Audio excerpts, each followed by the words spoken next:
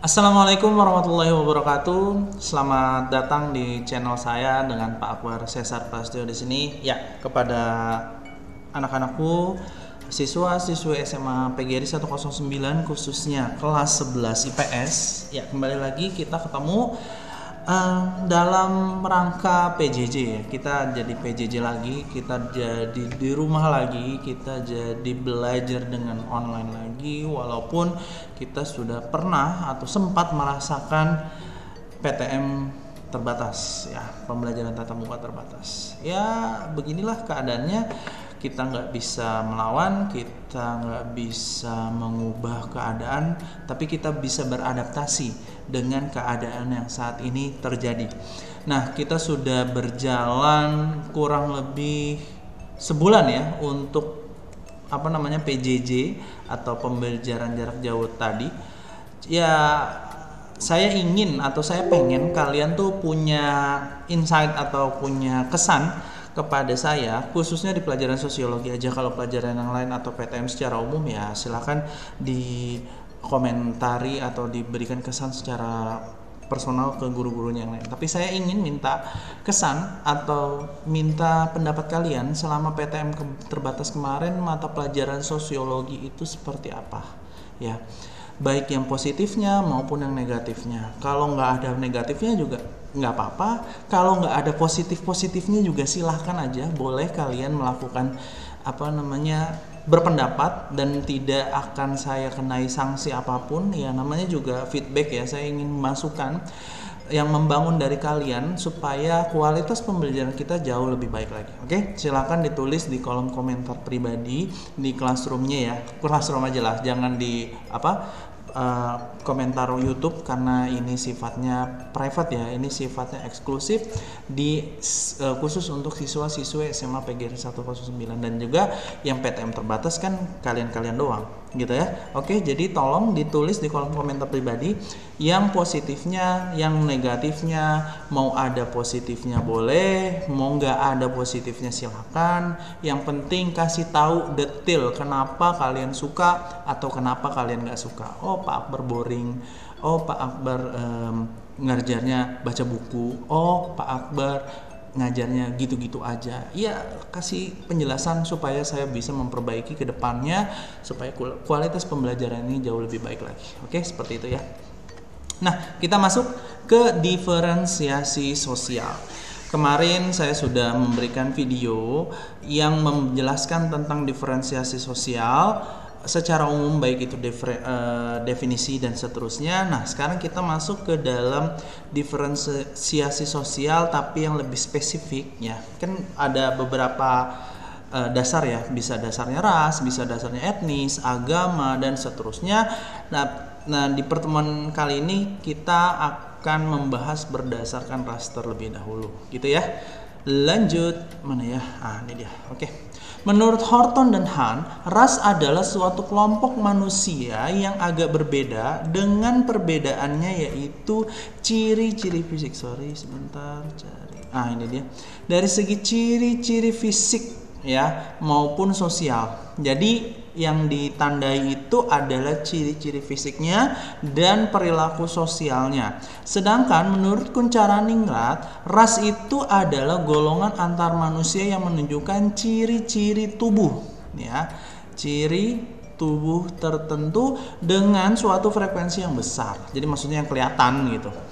Nah, ditinjau dari ciri-ciri lahir atau morfologi, mengutip pendapat IGD Wiranata, kelompok ras dapat dibedakan menurut ciri kualitatif, bisa disebutkan warna kulitnya, bentuk rambutnya, bentuk hidungnya, dan ciri kuantitatif, misalkan berat badan, ukuran tubuh, indeks tengkorak, atau indeks sepalikus ya yang ada di tubuh kita. Jadi kualitatif itu yang kelihatan, kuantitatif itu yang diukur, maksudnya ada ukuran standarnya itu rata-ratanya seperti apa, seperti itu ya.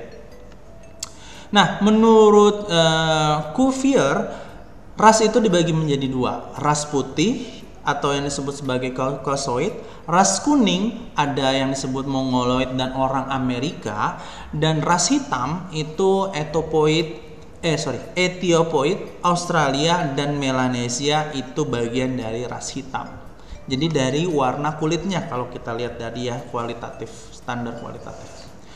Yang kedua menurut von Eckstedt itu dibagi menjadi 3, yaitu leukodern yaitu putih, melanoderm melanoderm, melano artinya hitam, xanthoderm yaitu kuning. Itu dibagi menjadi 3 ya putih, hitam, dan kuning. Ya kurang lebih sama lah ciri-cirinya, wajah menonjol, rambutnya lurus hingga berombak kalau leukodern.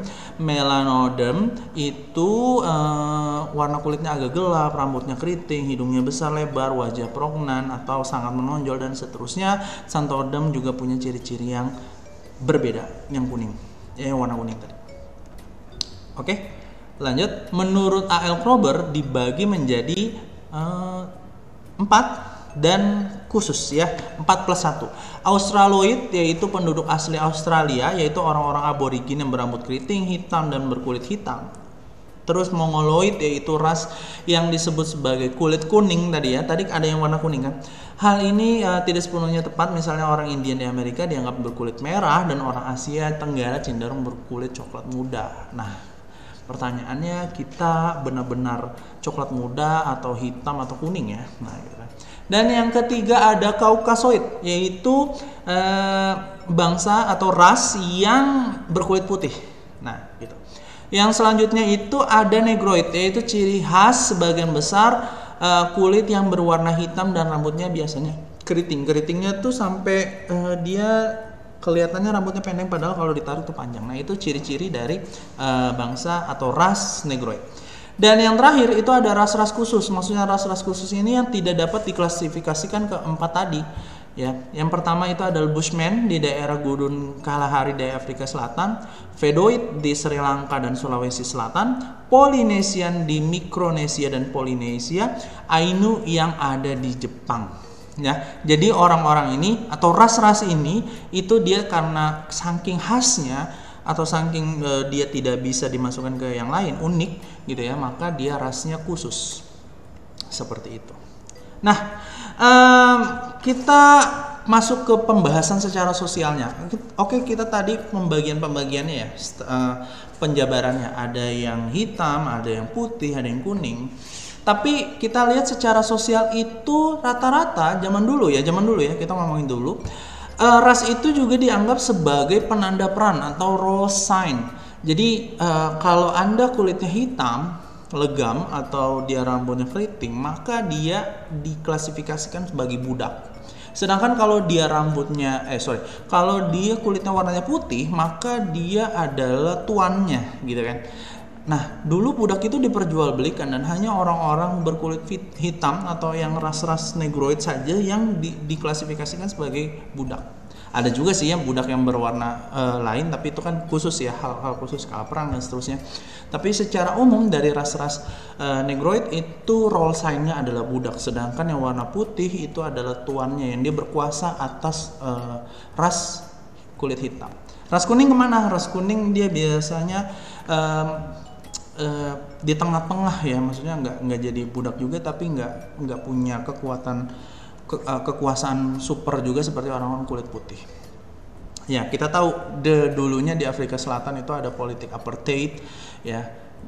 Saat ini politik-politik yang seperti itu memang sudah tidak ada ya, tapi kita lihat di masyarakat apakah itu benar-benar hilang atau masih ada. Nah, kita akan diskusikan di pembahasan ini jauh lebih dalam ya. Yang pertama, perbedaan fisik itu dijadikan sebagai dasar untuk menetapkan peranan yang berbeda, sehingga tak jarang mengakibatkan diskriminasi atas dasar ras. Lu orang kulit hitam, lu nggak pantas di sini. Nah, itu adalah contoh diskriminasi yang terjadi jikalau kita menggunakan standar ras atau standar fisik untuk menentukan perbedaan-perbedaan perlakuan terhadap orang lain ya. Seperti itu, diskriminasi. Nah, ini adalah contoh dari ras-ras tersebut. Nah, kalian bisa lihat ya, berbeda semua tuh. Nah, Nah, oke. Kita masuk ke uji pengetahuan. Silakan dijawab di kolom komentar ya. Tentunya ini yang kedua. Yang pertamanya tadi saya minta kesannya, dan yang kedua ini.